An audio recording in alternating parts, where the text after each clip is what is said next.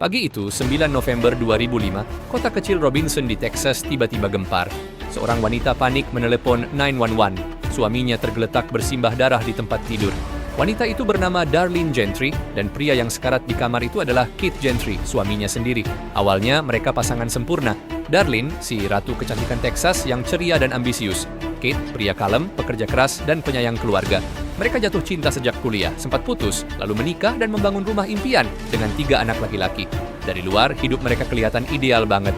Tapi di balik senyum bahagia itu, ada tekanan yang pelan-pelan meledak. Keith mulai stres karena keuangan makin seret. Darlene masih suka belanja, dan mereka sering bertengkar soal uang. Sampai akhirnya, pagi itu, semua berakhir tragis. Saat polisi datang, Keith sudah tidak sadarkan diri, tertembak di kepala. Darlene bilang, ada perampok yang masuk lewat pintu belakang dan mencuri senjata. Tapi anehnya, nggak ada tanda rumah dibobol. Senjata-senjata yang katanya hilang malah ditaruh rapi di luar rumah. Dan yang paling mencurigakan, hanya Darlene dan Keith yang tahu lokasi kunci lemari senjata itu. Sebagai perawat, Darlene juga nggak berusaha menolong suaminya. Suaranya di rekaman 911 tenang banget, lebih mirip orang yang nyeritain kejadian daripada yang baru nemuin suaminya sekarat.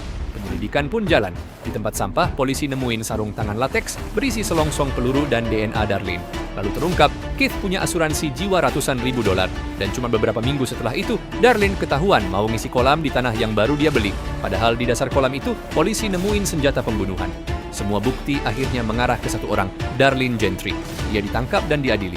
Di pengadilan, rekaman CCTV menunjukkan dia datang ke kolam itu, berusaha ngambil barang bukti yang udah dibuang. Gak ada lagi alasan yang bisa nyelamatin dia. Pada Februari 2007, Darlene dinyatakan bersalah dan dijatuhi hukuman 60 tahun penjara. Anak-anaknya kini diasuh oleh keluarga Keith. Dan kisah cinta yang dulu begitu manis, berakhir dengan peluru, air mata, dan penyesalan.